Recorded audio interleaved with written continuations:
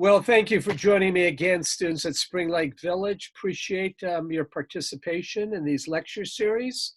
So this week, we're going to wrap up our four-part series that was devoted to monastic communities and the contribution they played, especially during the Middle Ages. Last week, we began our discussion of how these various abbeys and monasteries rediscovered the lost art of winemaking. And this week, we're going to focus on one of the most legendary wines and some distilled spirits, in particular, the famous wine Dom Perignon. Here you see an image of the monk Dom Perignon drinking his famous wine. And, many of these monks were scientists in their own right and would play a very important role in the scientific method. Even up until the 19th century, the very famous Augustinian friar Gregor Mendel, his famous experiments on pea plants laid the foundations for the modern science of genetics. So for many centuries, Catholic monks in particular were at the forefront of scientific development and inquiry. So let's begin then our final lecture, Sacred Vineyards, Dom Perignon, and Other Legendary Wines and Spirits. So as we discussed last week, both the Benedictine and Cistercian monks are responsible for the establishment of some of the great wineries, very legendary wines. We know them by their various appellations, or appellations are the sort of the legalized categorization of wines based upon their geographical location. It could be a region, it could be a village, it could be an actual vineyard, but we're all familiar with Chablis, of course, Chasson, Montrachet, Von Romanée, Pouilly, Fuissé. These are some of the very famous wines from the region of France, from France itself. We're going to focus on French wines, but there were also monasteries in Spain and Portugal that produced some great wines that we're familiar with today, also in the Rhineland regions as well. But the wines of France, of course, are the most famous, and perhaps the most legendary is a wine that was planted in the Côte du Rhône, and that is Châteauneuf-du-Pape. Now, the term Châteauneuf-du-Pape, and the translation of that is the Newcastle of the Pope, and it refers to the wine region around the city of Avignon, which was the temporary location of the Holy See during what was called the Babylonian exile or Babylonian captivity, when the papacy moved from Rome to Avignon in southern France, in Provence, in 1308. This move and this new location of the Holy See lasted about 70 years or so. Eventually, the papacy would move back to Rome in 1377. But it was in Avignon that the Pope who moved there in 1308 by the name of Clement V really made the region world famous for its wines. Wines had already been produced in this region during Roman times and quite well respected, but it would be the papacy that would patronize the region and create a sacramental wine that eventually would what the wines of this region would not only be used for the Eucharist, would be sold commercially as vin du pape, as the wine of the popes. And the man who was really responsible for that was the successor of Clement the Seventh, the former bishop of the region of Bordeaux, by who would eventually be elevated John the 22nd in 1317.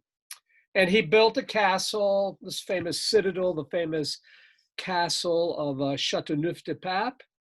And he was the one who really encouraged the growth of vines in the region that would go on to become world famous. By 1344, nearly 50% of the grapes were used for making wine that would be sold commercially. They would be exported throughout Europe and were very favored in Britain. Grapevines and olive trees were planted in the area, as I mentioned, during the reign of John the 22nd. And according to the official archives of the Holy See in Avignon, the total number of grapevines that were grown in Châteauneuf were estimated to be in excess of 3 million by 1344. And this represented roughly 1,900 acres. Under this pope, the wines of the area were renewed each year. And at one point, over 3,000 liters of Châteauneuf-du-Pape were produced. And as I mentioned a moment ago, it was popular among the elite of Europe, this wine, by the second half of the 14th century. And barrels of it were being exported, as I mentioned, to England, where it was enormously well received, but also in Italy as well as Germany. So this is a bottle of Châteauneuf-du-Pape. For those of you who are wine connoisseurs, I'm sure you're quite familiar. I think I drunk it maybe once or twice, not the very expensive bottles, but I guess you can purchase an okay bottle of Châteauneuf-du-Pape for $25. A better bottle probably would run you about 70, but if you were to purchase a bottle of Châteauneuf-du-Pape from the Domaine de Pégau, you're going to pay in excess of $1,000. So those of you who are true wine connoisseurs, you can report back to us of how good the quality of $1,000 bottle of Châteauneuf-du-Pape tastes. So that's Châteauneuf-du-Pape, but by far the most legendary of all the wines produced by monks. The most famous is that of Dom Perignon, a wine that survived the outbreak of the French Revolution in 1789. A number of monastic wineries were shut for good, but a number of them did survive the French Revolution, including that of Dom Perignon, which produces a world famous sparkling wine, a champagne, that is attributed to the famous Benedictine monk Dom Perignon, who purportedly developed this sparkling wine from his abbey at Saint-Pierre in Auvilliers. Now, Dom Perignon was born Pierre Perignon in January of 1639. He came from a well-to-do family. His mother passed away when he was about 10 years old, and then his father remarried, and she had children in her own right. Her husband had passed away. Eventually, there were 8 children, of which 5 were Pierre Perignon's stepsisters and stepbrothers. His stepmother, Catherine Beauvillon, was a wealthy widow in her own right, and she, as I mentioned, had 3 children by her first marriage. They were Jean, and Marguerite, and she also had a number of extended family members, and the combined family lived in a rather modest house. So even though Pierre grew up in privilege, it didn't necessarily enjoy the trappings necessarily of a upper middle class um, Frenchman. So in fact, their existence was somewhat Spartan.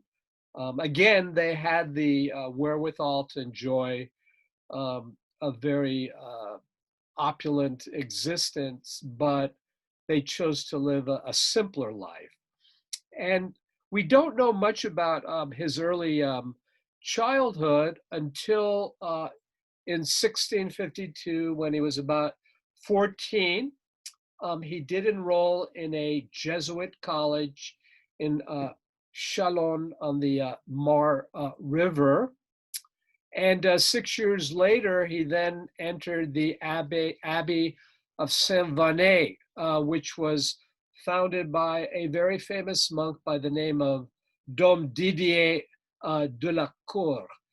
That honorific title, Dom, is a contraction of Dominus, which means Lord or Master, and it was a title normally given to Benedictine monks when they reached a certain level. It's also a title that was given to Portuguese monks. But Dom Didier was a great intellectual, and his abbey, the orders of his abbey were very, very strict. Those who entered the Abbey of Saint-Vannet had to spend hours in prayer and in fasting. They had to work very hard, but there was a strong commitment to education. And many of the monks learned the sciences, biology. And again, even though we don't know too much about young Pierre as he studied to become a priest in the Benedictine order, he seemed to have had an affinity for chemistry and the sciences. Now, chemistry, of course, was not yet really developed, but the study, he did analyze the nature of liquids, and it is interesting of his commitment to the scientific method. So under these harsh conditions of the abbey at Saint-Vannet, he eventually proved himself very able and was elevated to Dom and acquired that honorific title for which we know him, Dom Perignon. So just to review, the strict regimen at the Abbey of Auvilliers, 9 hours were devoted to prayer each day, 7 hours to manual labor, and at least 2 hours of reading. He lived on only 1 meal per day, and he was taught never to be sad, never to frown, not to speak too much, never to raise his voice. he had to speak through his clenched teeth, never make impertinent remarks, or never contradict his elders. So, as I mentioned, he really excelled at the abbey, and he was eventually elevated to the title of procureur, uh, procureur in French. Now, that actually translates prosecutor. It has a legal definition, but here it meant that he served as a kind of administrator or agent of the monastery. And clearly, the abbot at the abbey realized he had certain talents as an administrator. And this particular abbey had only been set up a few years earlier. It had gone through a period of deprivation. The fathers of had really gone through a great period of deprivation, and they needed somebody to rebuild and obtain finances in order to renovate the abbey that had been burnt and plundered some years before. And Dom Perignon turned out to be perfect for this role. He found a way of obtaining money from wealthy benefactors and enough money to do the necessary repairs. And he set about to plant vines in the area. And very early on, he ordered the construction of an underground wine cellar. And this was around 1673. And it's noted as being the first purpose-built underground wine cellar in the Champagne region. So it was located on a slope made out of hewn from solid chalk. The main gallery was roughly 110 by 20 feet, and it could hold about 500 casks of wine. And here the wine was stored at a constant, regular temperature. So it already shows his sort of understanding of the importance of wine fermenting in a cold area at a constant temperature.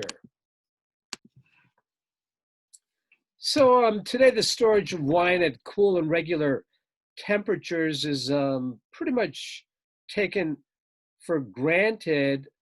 And so one asks himself, we would sort of ask ourselves the question, why did he go to such unprecedented lengths to store wines? Did he know that the temperature would be constant? And if he did, what gave him the idea that it would make any difference to the quality of the wine? So here we have a monk very much sort of at the forefront of sort of empirical approach to the art of winemaking. So what gave him the idea that would really make any difference to the quality of wine? Was he already contemplating experimenting with long-term storage to discern its effect on the quality of champagne? And if this is the case, it presupposes that he had already considered the previous questions and had ingeniously come to the right conclusion. But again, it shows that monks like Dom Perignon were very much scientists in their own right, had great respect for the scientific method, through trial and error, they were able to discover things or rediscover uh, many art forms that had been lost during the Dark Ages and now are being rediscovered during the Middle Ages. So the Abbey and its vineyards overlook the beautiful Marne Valley, which you see here in the upper left-hand corner. This region, the Champagne region, famous for its unique terroir. And at the time, it was very much patronized by the Sun King himself. Louis the 14th had given a good deal of money to encourage the production of wine. And it's for this reason and the widespread uh, respect that Dom Perignon enjoyed in his own lifetime that we have actually a number of contemporary sources, so primary sources that not only provide a narrative of his life, but also the art of winemaking at the time. Now, Dom Perignon is often associated with the invention of champagne itself or sparkling wines. And the famous anecdote that upon his discovery of the first champagne, he cried out, "Come quickly, I am tasting the stars." Well, that's apocryphal. It actually didn't happen. Actually, the champagne method or méthode champenoise, we now know, according to manuals and treatises, other firsthand accounts from legal documents, that it probably was first produced in England around 1662. However, Perignon, we are told, probably was responsible for many improvements to the method of making champagne, especially in the blending process known as cuvée, using wines from various vineyards.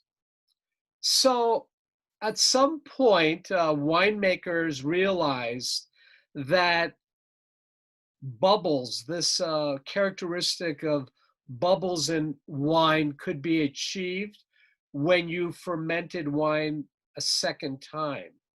The problem is, and this is, that second fermentation that produces bubbles and the sparkle, of course, is the main characteristic of a sparkling wine. The trouble is that oftentimes the bottles would burst, just spontaneously, and especially if they were stored cheek to jowl.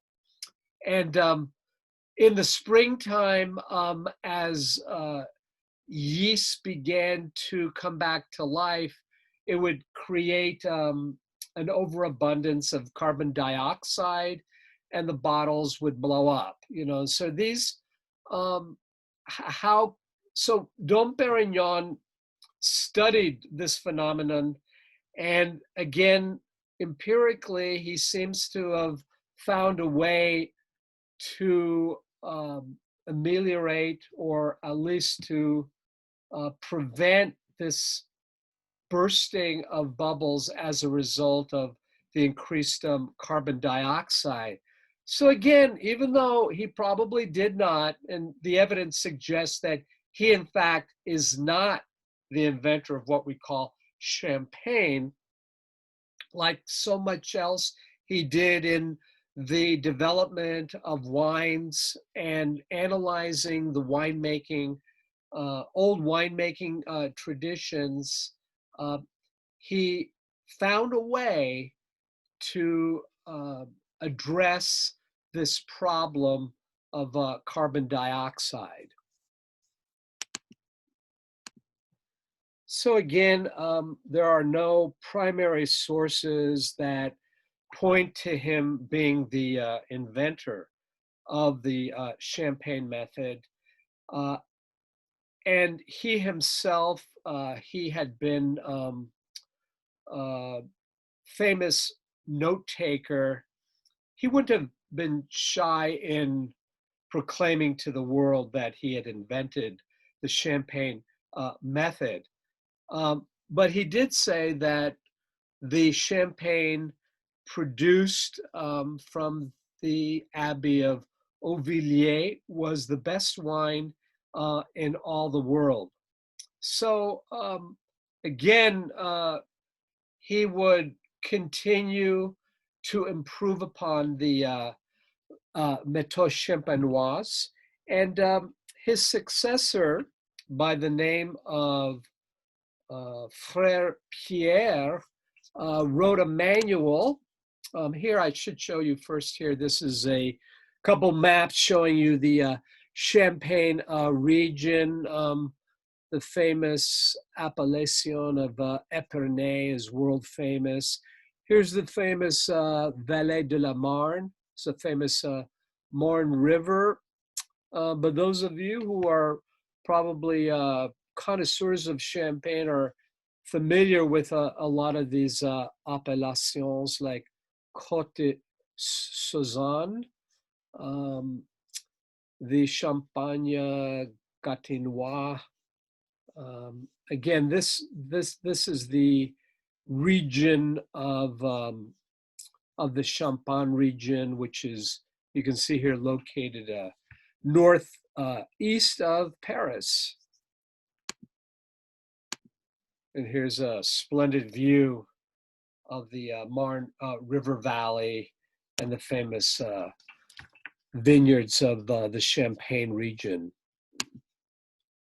Now, a good deal of what we know about Dom Perignon comes by way of the man who succeeded him at the Abbey. And that was Frère Pierre. And he wrote a very important treatise on wine, which really examines a lot of the méthode champenoise and other winemaking techniques. It's a very important manual for this period about the important role that the Benedictines and Cistercian monks played in establishing a lot of winemaking techniques. And he, in fact, tells us a good deal about Dom Perignon himself. So a lot of what we know about Dom Perignon comes by way of Frère Pierre. Now, there has been long the suggestion that Dom Perignon is responsible for the cork stoppers that are used today, not only in champagne, but in wine. Some suggest that he may have discovered it en route to the famous monastery of Santiago de Compostela. You know, Portugal, of course, is famous for the production of cork, and maybe it was introduced to him en route to Spain, but that's long been discredited. In fact, cork had already been reintroduced into France between 1685 and 1690, and is already now being used in replacing wood as a stopper. And so Dom Perignon very much utilized cork stoppers and really popularized its usage, especially for champagne, for the storage of champagne and as the stopper for champagne bottles. Also, it's been suggested that he introduced glass bottles, and that's probably not true. At the time, glass receptacles, glass bottles were being manufactured by the British. In fact, what was called verre anglais, or English glass, was already being produced, and the French were little by little employing glass bottles. And no doubt Dom Perignon realized it was the best way to store his sparkling wine, even though it had been forbidden during the reign of Louis the XIV. Again, probably because of the damage of storing wine in glass. I mean, sort of this particular period, uh, early on, there was a lot of breakage and quite a few accidents when wine was bottled in glass. But Dom Perignon and his Benedictine order did find a way around it, and they were successful in exporting their sparkling wine in glass bottles. What we do learn from Frere Pierre in his famous manual is that the monk himself, Dom Perignon, scrupulously concerned himself with details that others thought were of insignificance. And again, it shows that this man was so dedicated to science and so much ahead of his time in studying, analyzing, experimenting, etc., that he must rank as truly one of the great winemakers of all time. So, although we can't credit him with being the actual inventor of sparkling wine or as the man who gave the world the cork stopper, there were other areas where he may have played a very important pioneering role. And this includes pruning, improving on the pruning method that would avoid the overproduction of wine and improve the quality of the wine, harvesting the grapes in the coolest hours of the morning. I mean, that's something now that's sort of taken for granted in all wine regions of the world. Harvesting not just one time, but in multiple tries, taking different sweeps of the vineyard, separating the days in which harvesting took place, identifying the ripest grapes, the ones he believed would produce the best and healthiest grapes.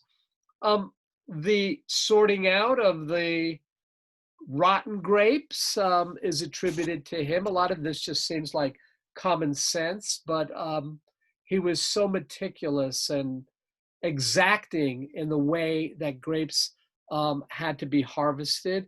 The idea of using little baskets to avoid the grapes from being crushed, the creation of pressing houses. Now, there's a particular kind of press that he developed, probably didn't invent, but the kind of press that is still used today, in particular for méthode champenoise. The concept of assemblage, blending different varieties and growths. These are often some of the practices, innovations that can be attached to the great man himself, Dom Perignon. So again, in the end, Dom Perignon did not invent champagne, and while his claim to have made the best wine in the world might not have demonstrated the sort of humility we might expect of a Benedictine monk, he was genuinely a legend in his own lifetime, and he remains so even today. So it wasn't just famous wines for which we can thank the Benedictines and the Cistercians, but also some of the world famous spirits that we know well and enjoy even today. Of course, whiskey we associate principally with the monks of the Middle Ages who passed on their knowledge, it's believed, to the Scots once their monastic movement moved to Scotland. So whiskey is the translation of the Gaelic Irish whiskey beta, which in turn is the transliteration of the Latin aqua vita, or I should have put an E at the end of A in the genitive. It should be aqua vitae, not V-I-T-A, but V-I-T-A-E. So whiskey, we can thank, no doubt, the Irish monks, although there is evidence it may have already been produced by Celtic priests earlier on, and then the Irish monks sort of rediscovered or were taught the practice of how to produce whiskey. One of the most famous spirits is the famous green liquor chartreuse. You can see a bottle there to the right, which was created originally by Carthusian monks as a medicinal. It had a secret formula containing various herbs, etc., that had medicinal properties.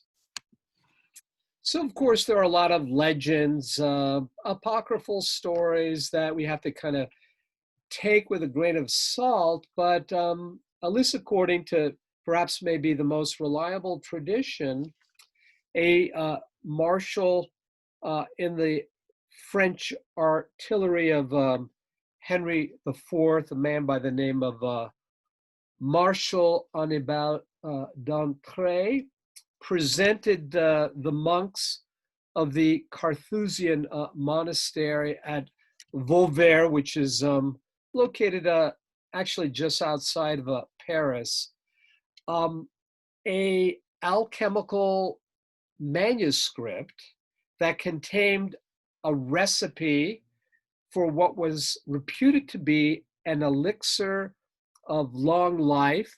This took place in 1605. The formula supposedly included 130 herbs, plants, and flowers, and some other secret ingredients combined in a wine alcohol base.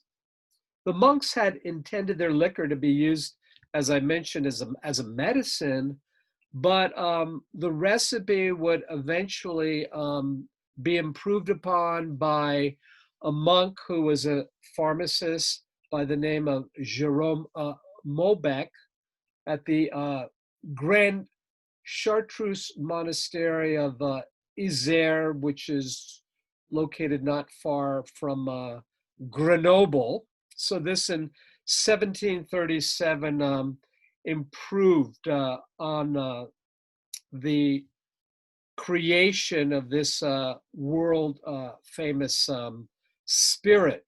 We normally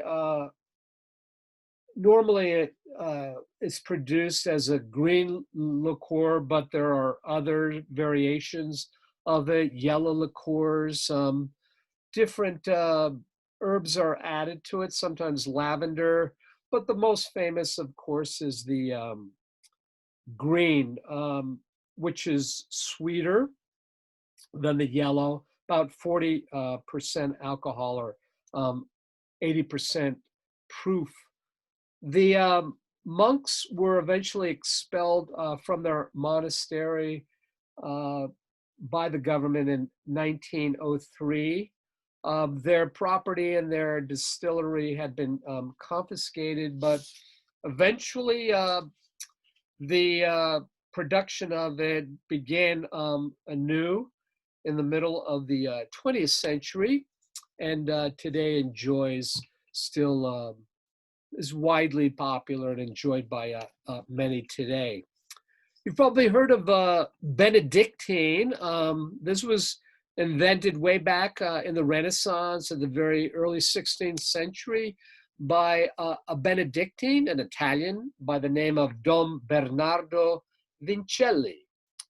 Again, it was supposed to be a restorative, again, medicinal properties to help the monks if they felt poorly or under the weather. So there's a bottle of Benedictine to the left. There's a cherry brandy known as Marasca, and that was also produced in the early 1500s by a Dominican order. And there are other proprietary liqueurs that are associated with some of the great monasteries still strong today, like the one at Lérins and Sananca. Sananca is very famous monastery not far from Gourdes. You've probably seen so many pictures of this famed abbey because it's every spring people flock to see its magnificent lavender fields. So this very famous Carthusian monastery produces its own liqueur with a distinctive lavender taste. So there are many others as well. You know, monasteries also produce cheeses and famous mushrooms, nuts, cookies, confections, but of course, its legendary wines and its spirits are the ones that we mostly associate and still enjoy today. So I do hope you enjoyed this four-part lecture series that I hope was at once enjoyable and informative and upbeat. Because, here's the Grand Chartreuse Monastery and the famous cellars of the Grand Chartreuse Monastery, where the green chartreuse is still produced. So next week, our new lecture series is going to be more serious, and we're going to focus on a country and a people we have never really explored before, and that is Armenia and the Armenians. All of us living in California, we probably know many Armenian families. I know my own family. I have extended family members who are of Armenian descent.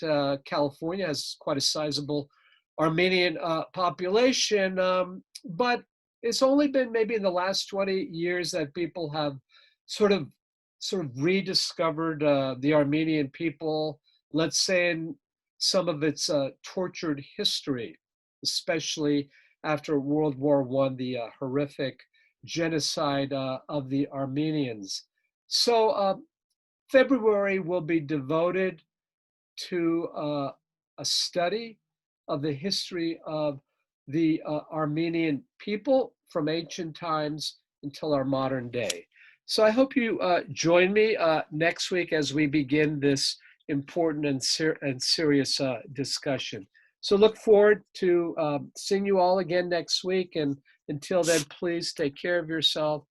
And I do hope, hard to believe it's coming up on a year since we were with one another as a group in the theater, but hopefully that day will come soon enough. So take care.